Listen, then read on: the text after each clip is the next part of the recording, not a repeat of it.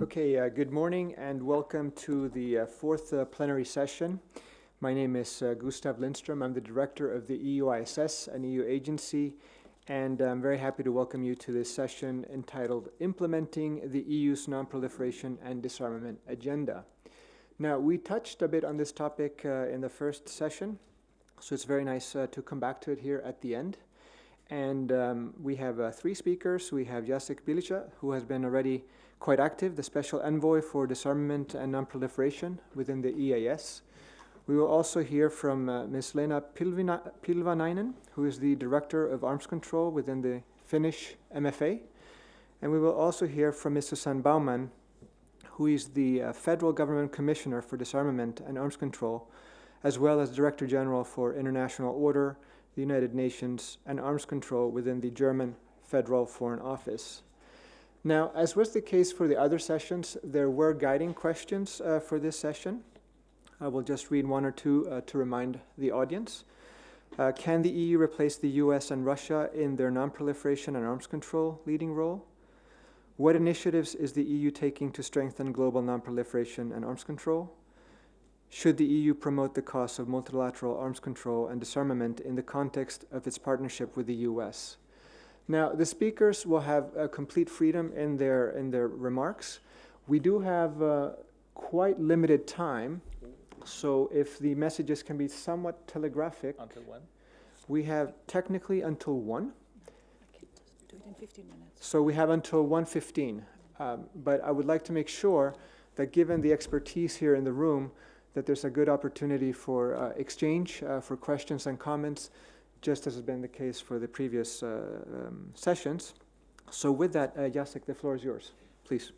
Thank you very much. Well, I think it's only fair that at the conference, which is EU Conference on Non-Proliferation and Disarmament, we actually talk about the EU, what the EU is doing and what the EU should be doing in this domain of non-proliferation and disarmament.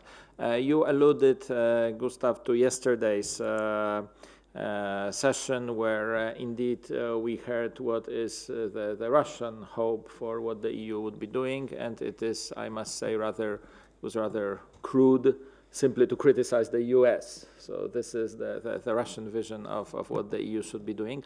But I have prepared, with the help of my colleagues, a presentation which would hopefully set the stage in the sense that this is an overview of what we are actually doing and how we are doing this. And based on this, we would like to hear from very experienced and senior representatives from some of our member states what we should be doing more, and maybe we should give up on doing something or do it differently. So I'd like to briefly mention the EU documents which relate to this non-proliferation and disarmament portfolio and arms export control, not last but not least, certainly.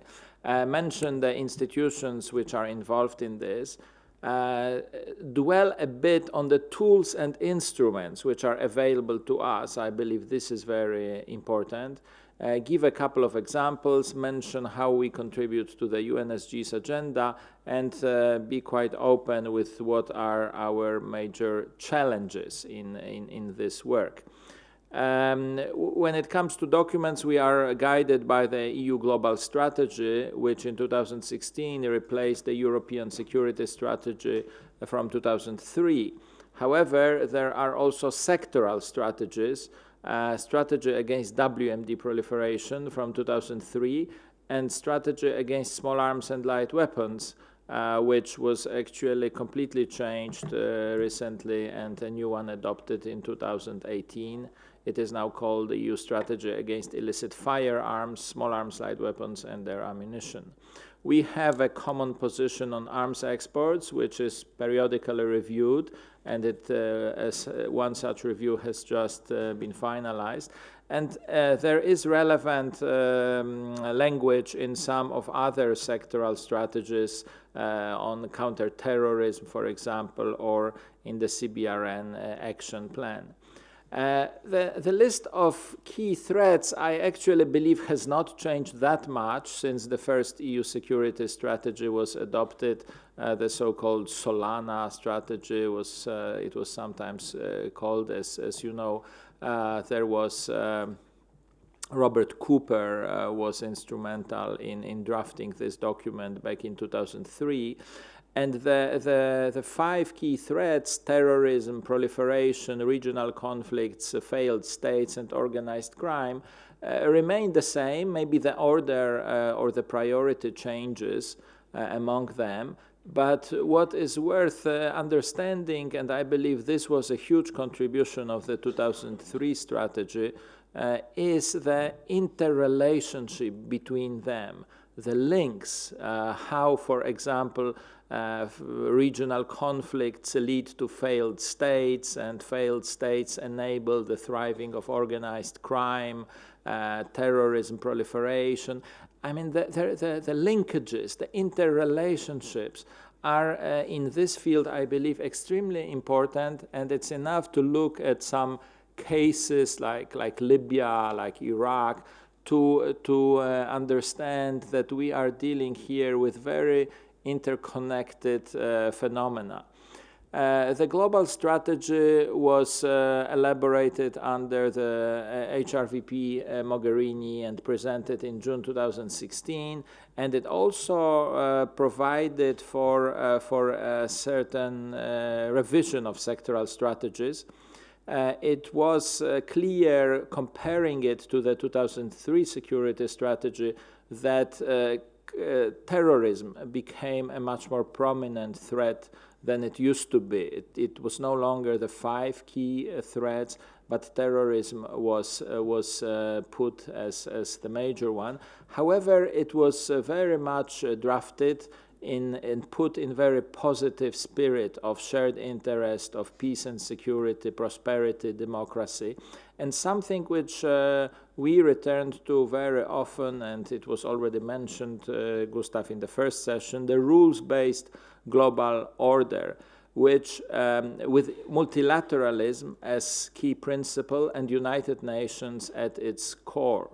So this in practice means that we in Europe very much value international law, instruments, treaties, conventions, which should be universalized, and they should be implemented effectively.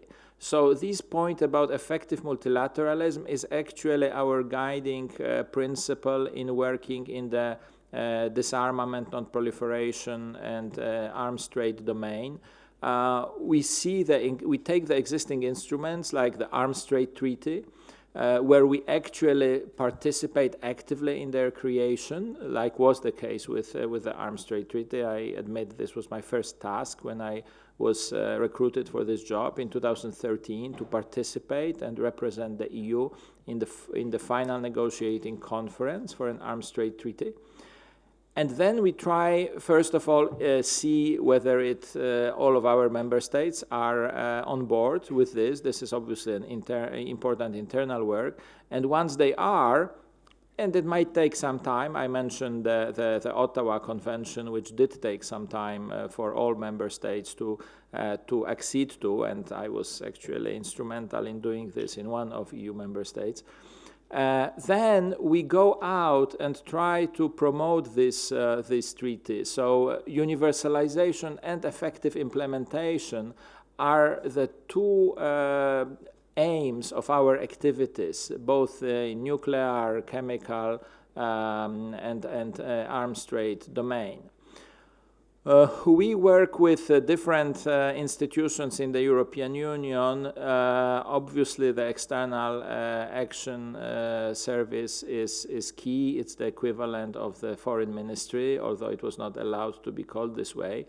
But our issues from time to time are also discussed.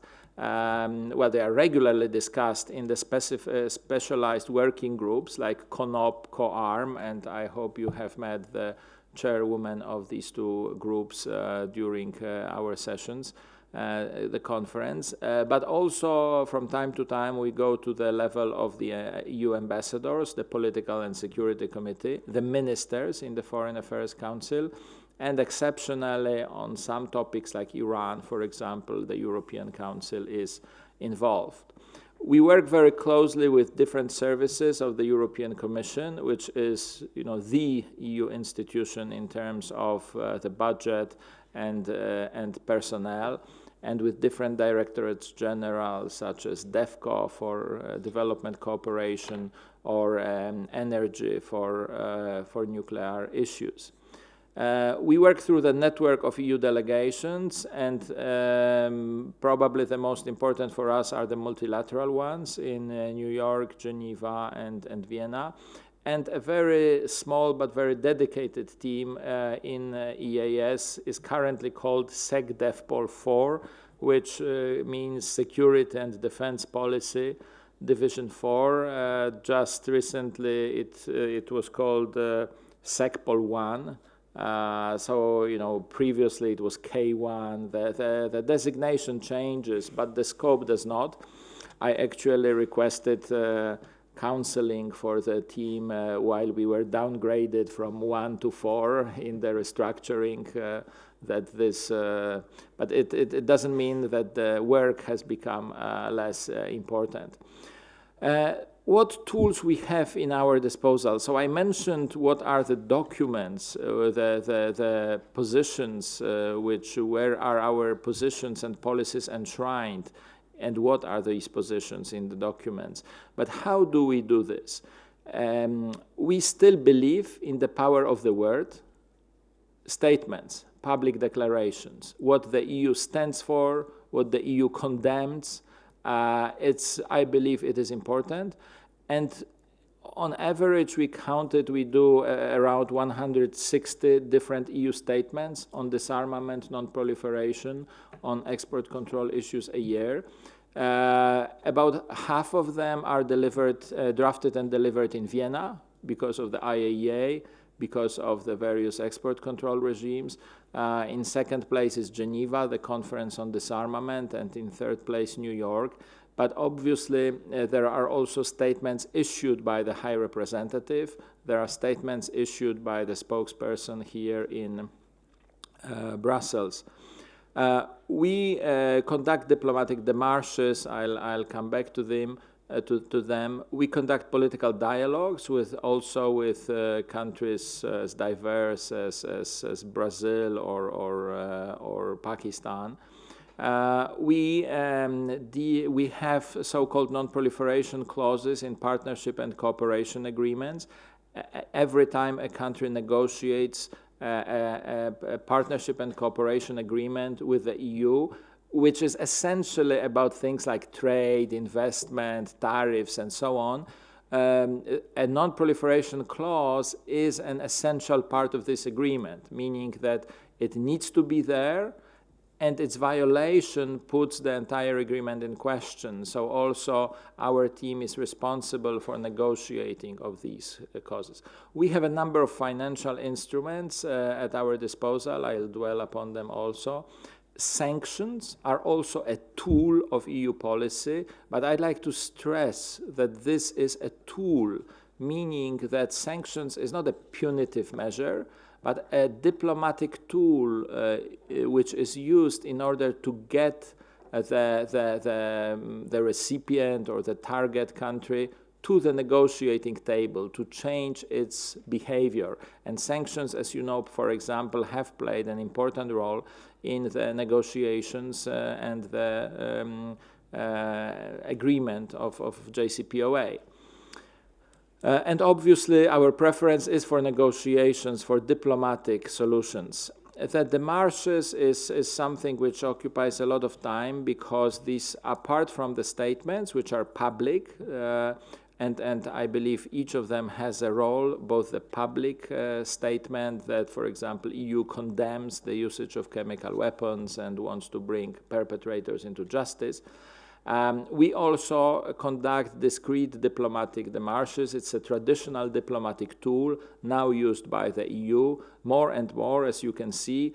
from year to year, we are actually delivering or developing and delivering more demarches on non-proliferation and disarmament issues, and these could be issues like implementation of UN Security Council sanctions, or joining the Arms Trade Treaty, or supporting the Organization for Prohibition of Chemical Weapons, implementing CWC or some conventions, and so on.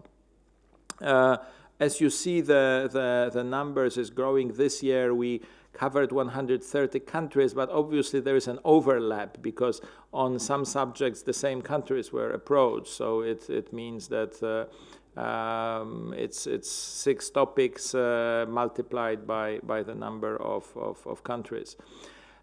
We have a number of financial instruments at our disposal and various EU budgets, which I admit can be confusing, but the one which is most relevant for non-proliferation disarmament activities is the common foreign and security policy budget, from which our team can draw upon fundings for example, supporting nuclear security, or for example, supporting chemical disarmament, and so on. These takes a form which used to be called previously joint actions. Now they are called council decisions. So they have to be prepared, obviously, at working level, and I here pay tribute to the members of the team who have been very busy throughout this year in developing new projects, working closely with relevant commission services, the Foreign Policy Instrument Service, FBI, in order to support various non-proliferation disarmament causes around the world. And as you see, in recent years, we have witnessed, well, not witnessed, but we have created actually an increase in non-proliferation disarmament spending from the CFSP budget. This year it's around 45, we have committed around 46 million euros to these causes, which is almost double of what it was just a couple of years ago. It is actually exactly a double of what it was just in 2016. An interesting graph, and I thank Frank for this, because he has a hand with those graphical tools, is to see how the different aspects of these different causes have changed. For example, at the bottom here in blue, you see huge increase in spending on small arms light weapons, so on preventing the trafficking, be it from Western Balkans, for example, but also from Ukraine, and in Latin America, for example. We started supporting the anti-trafficking work in Latin America in recent years. So if I could point to the dynamic here, the overall pie is increasing. There is an increase a very great increase in SALF funding, also for on chemical issues, chemical disarmament, non-proliferation, and our support for the OPCW in The Hague has grown with an unprecedented council decision adopted earlier this year to provide 11.6 million to OPCW, including over 8 million for the new Center of Chemistry and Technology. Obviously, nuclear non-proliferation and security remains the first, still the biggest area, but as I said, there is this increase. This is the overall pie for the period since we started spending the funding. One aspect which I'm sure is of great enjoyment to you is the fact that we do support the work of think tanks on disarmament and non-proliferation issues, and the consortium which is organizing this event is the main tool with which we work. We also do work on arms export control. Here, this is a distinctive area under the COARM group, and we have both the outgoing and the incoming chairs of this group with us at this conference. What is important to know about arms exports is that this remains essentially a national prerogative in the EU. It is not very clearly understood, sometimes not by the civil society, by the papers.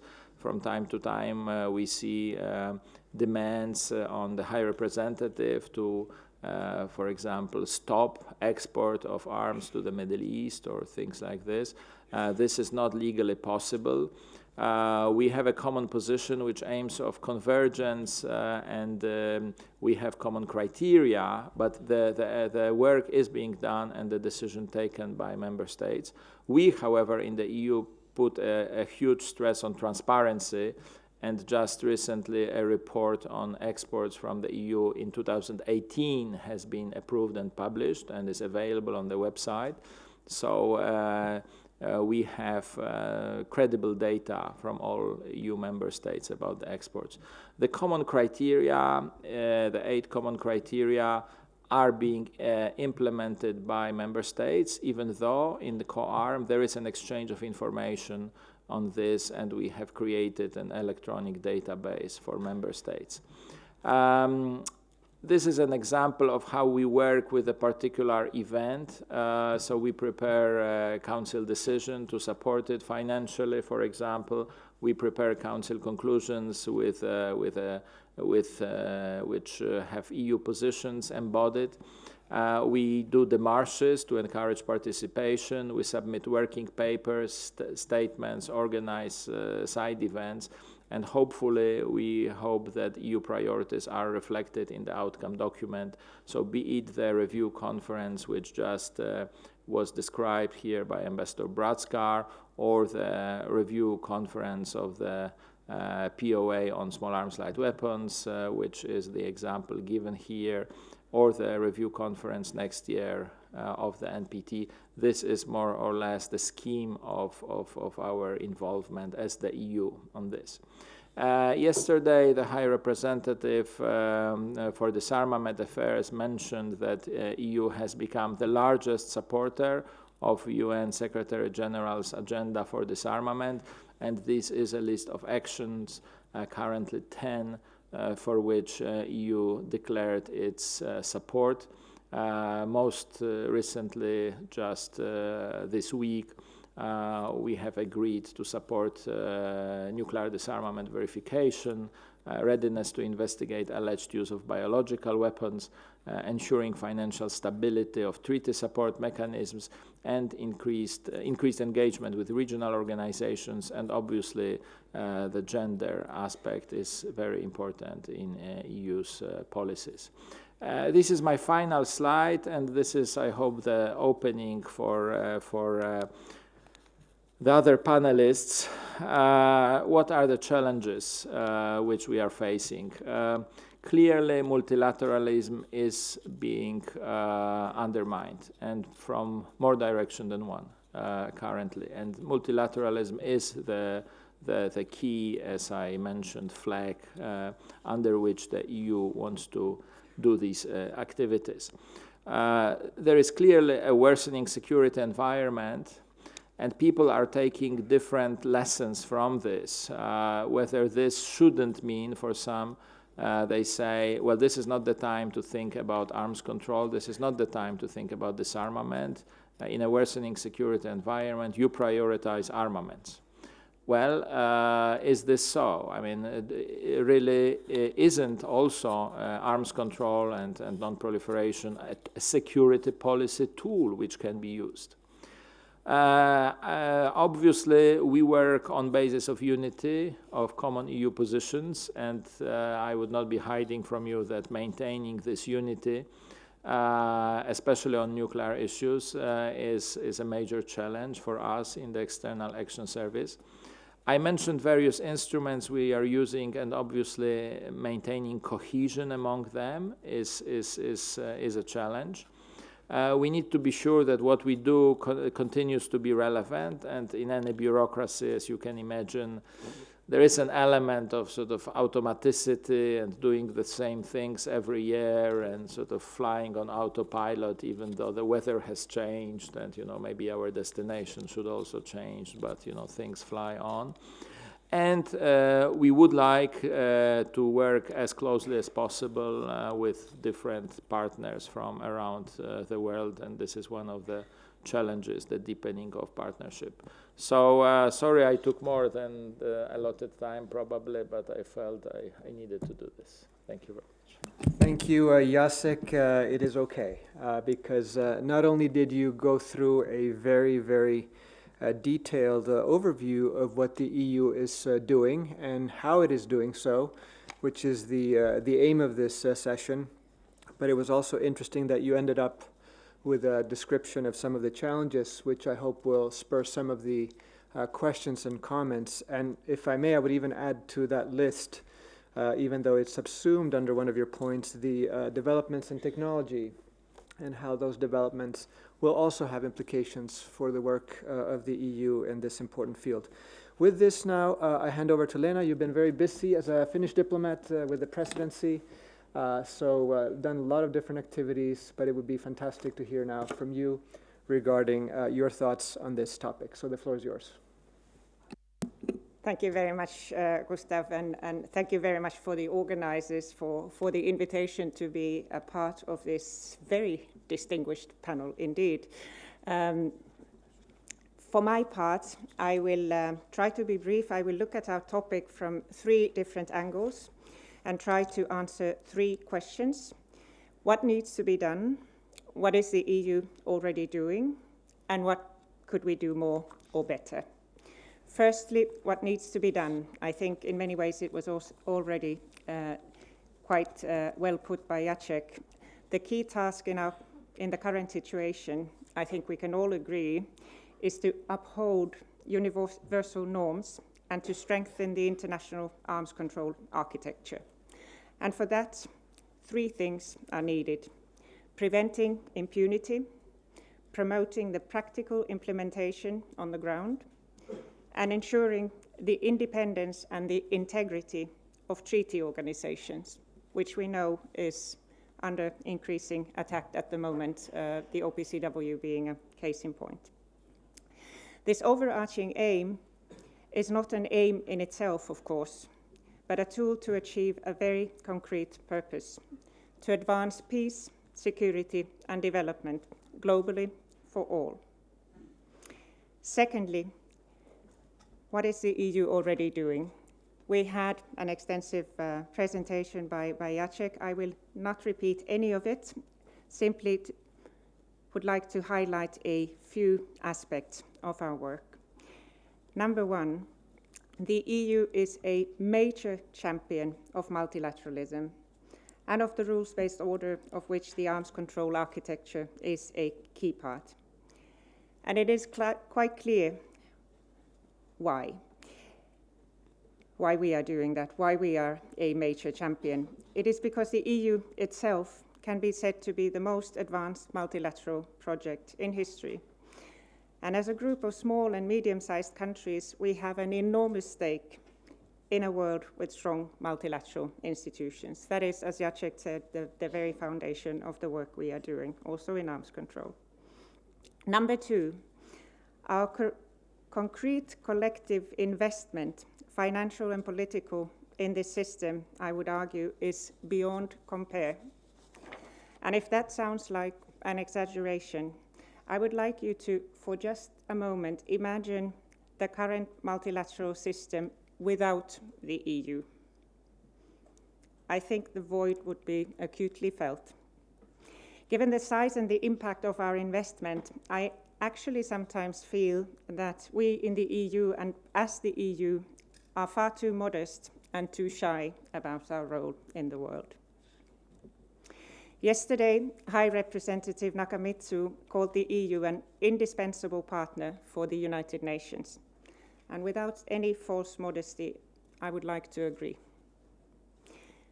Number 3, the EU is a small arms and light weapons superpower. We are a major global humanitarian mine action donor and a key player in efforts to combat illicit trade in conventional arms. EU assistance in these sectors is saving lives every day across the globe. And yes, these efforts are sometimes belittled as only humanitarian efforts. And no, they often do not receive the visibility that they deserve, by far not. But for the EU, they are a high priority, and rightly so. I think our previous speakers this morning would happily agree, as would the United Nations Secretary General, for that matter, with his Disarmament Agenda, which is focused on disarmament that saves lives. I don't think we can stress this point too much. Conventional arms are the slow and silent weapons of mass destruction. And they are an area also where even small investments can bring real tangible benefits for people suffering from conflicts. They really should be a priority for all. Number 4, it is also not true that the EU is not engaging on strategic issues, as was claimed here yesterday. It is sometimes said that nuclear arms control, nuclear disarmament, can never be more than a spectator sport for the EU. There is a grain of truth, of course, in that. It is by no means an easy task for the EU, but we are engaging with all the key players, the United States, Russia, and China. We are clear in our messaging and formulating our expectations of each of the parties. We seek to identify joint interests and possible steps. This is what we can do. We can make proposals and facilitate dialogue. But of course, in the final instance, responsible for nuclear disarmament rests with the nuclear weapon states themselves. To come to my third question, what can the EU do more or better? We can act as a bridge builder between nuclear weapon states and non-nuclear weapon states, between other groupings, and more broadly at the UN and other multilateral fora. This is because we are, in fact, a fairly large and, in security and defense matters, a fairly diverse group, after all. And when we manage to agree and find consensus amongst ourselves, this can sometimes usefully facilitate compromise also on a larger scale. And there have been examples of this at the UN. The EU has also demonstrated convening power, as has been seen, for instance, when we've been able to bring together different parties in conflicts and crisis situations to conferences in Brussels, etc., on Afghanistan, Libya, and Syria. And this convening power is something that we could and should harness also for arms control matters.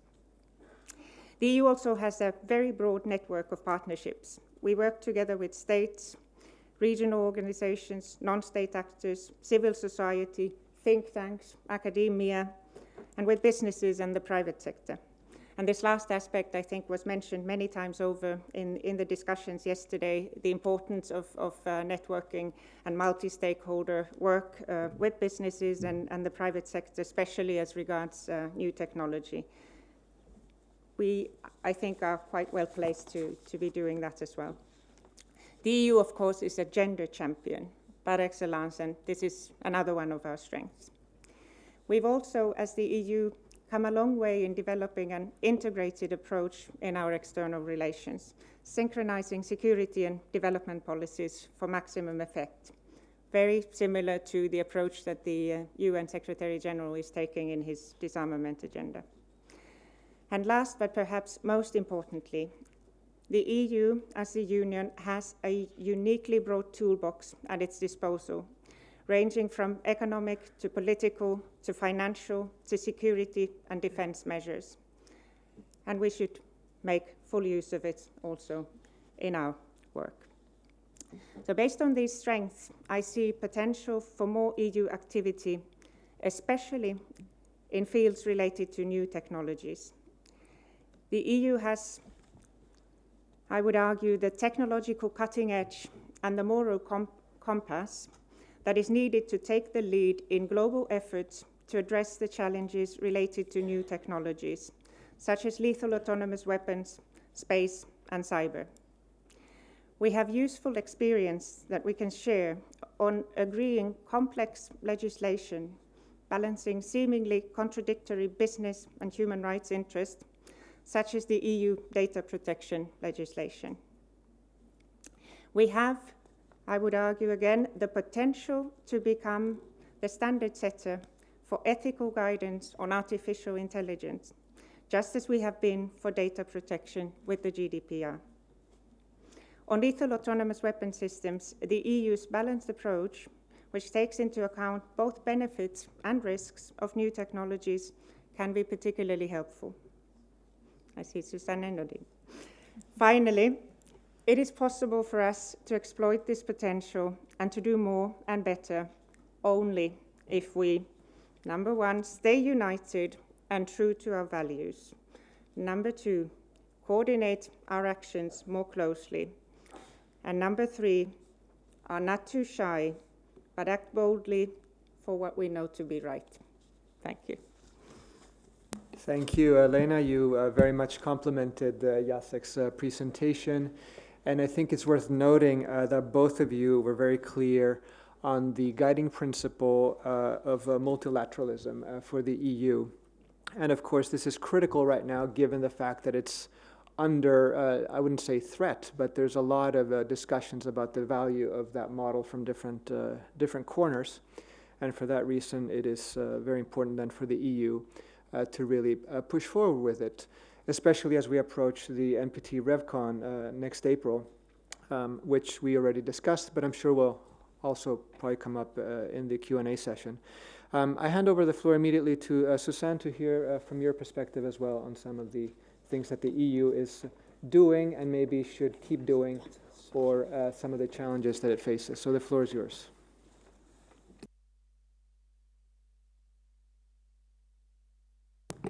So thank you very much. It's quite difficult to speak as a last member on this panel. And Leena, thank you very much for your contribution. And Germany and Finland, I think, are really like-minded countries in the field of disarmament and arms control.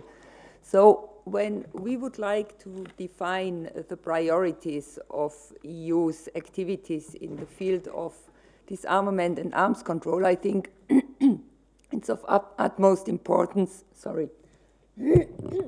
it's of utmost importance that we have a look at the security environment we are facing right now. And I think it's fair to say that EU security is under strain right now. As you have discussed this, I think, yesterday, I can be very brief, but I would like to pick out a couple of issues. The end of the INF Treaty, due to the Russian violation, I think, brought a huge change to European security. We are now in a situation where we have to face the return of ground-based medium-range missiles in Europe.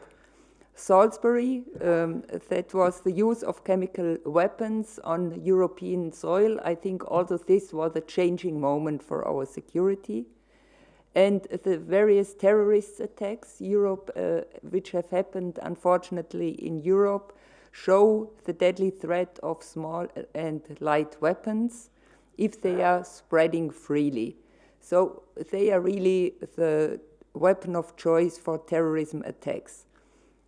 Proliferation crisis, another issue which is of great concern. When you look to DPRK, I think DPRK is developing from a regional threat to a global threat. The missiles DPRK is developing, these are not only threatening our close partners in the region, but also Europe is within the reach of the ICBMs. And Iran, of course, you have discussed this yesterday. I don't have to go into details, but everyone can imagine the very disturbing scenarios if the JCPOA crumbles. And some of you, Leena, you especially have mentioned it, new technologies come with new vulnerabilities. European countries have been victims of cyber attacks. The destabilizing effect of new technologies, I think, has been discussed. We have seen drone attacks in Saudi Arabia. We have seen India with the anti-satellite test, and India like this becoming the fourth country, I think, worldwide which is able to carry out these anti-satellite tests. We are faced with the modernization and development of new weapon systems of our big neighbor in the east, of Russia. So these are all destabilizing factors which we have to take into account when we would like to prioritize EU's actions in the field of disarmament and arms control. So how do we respond to these threats? I think one point has to be very clear from the outset. These threats, these challenges can only be met when we work together with partners in close cooperation, for example, with the UN, with the OSCE, and also with NATO. And Jacek, you have mentioned in how many bilateral consultations the EU is engaging, and I think that is very essential. At the same time, we have also to see that partnerships are less stable today than they used to be.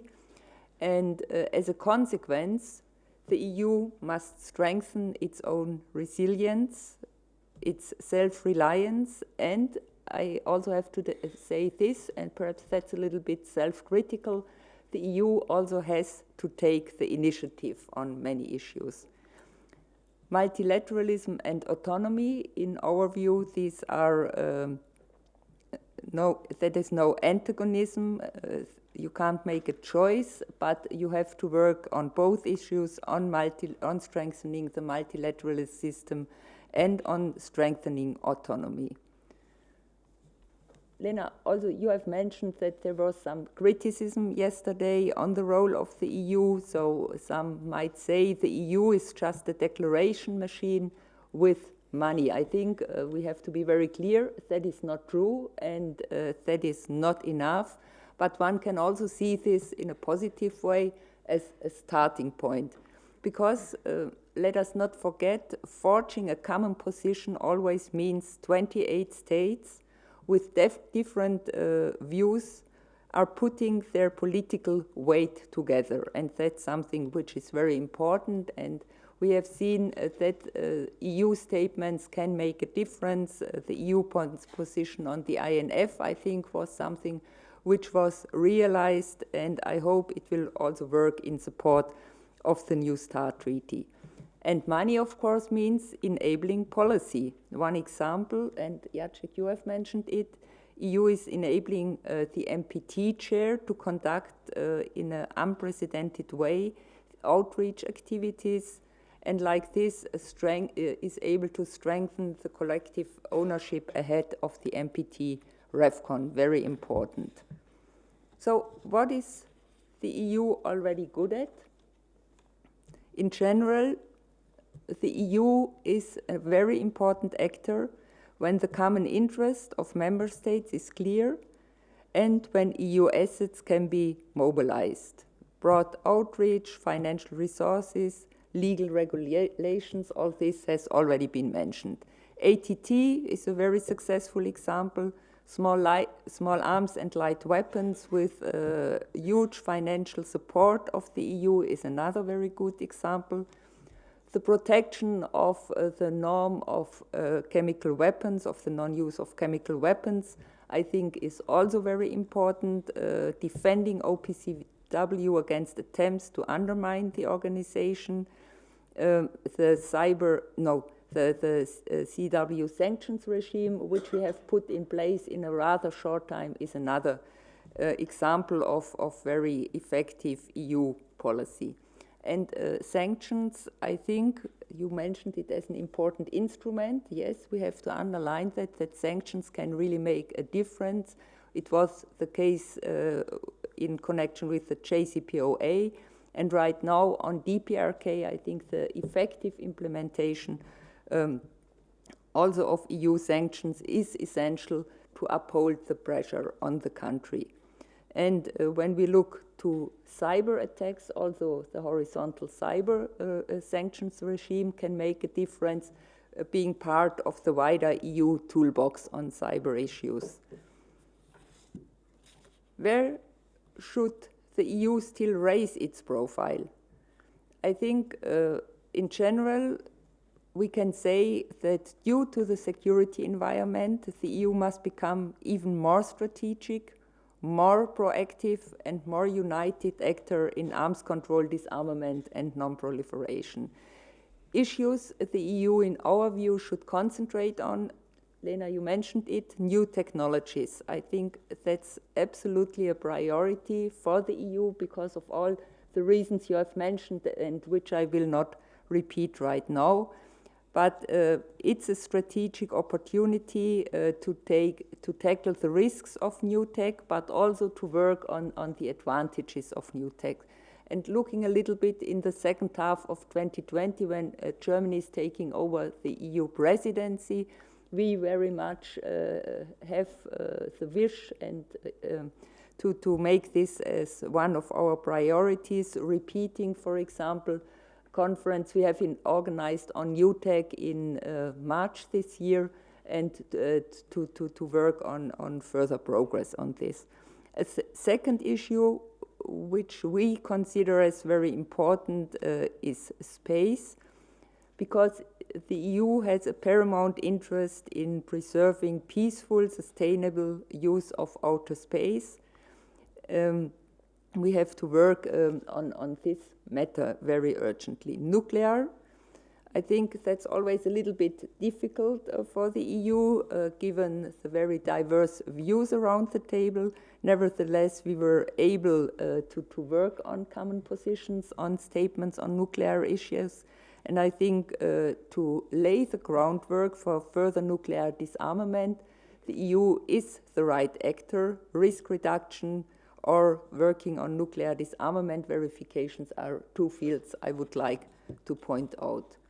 So, as many and also the new president of the Commission have just said, multilateralism is in Europe's DNA. Defending and strengthening the rules-based order is therefore a natural objective for the EU to pursue.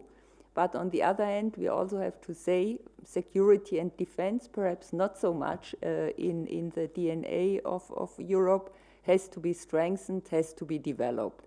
We have to think of both of them together and accordingly. And then we can come to the conclusion that not only defense deterrence contributes to our security, but that disarmament, non-proliferation, arms control also play an essential role. Thank you.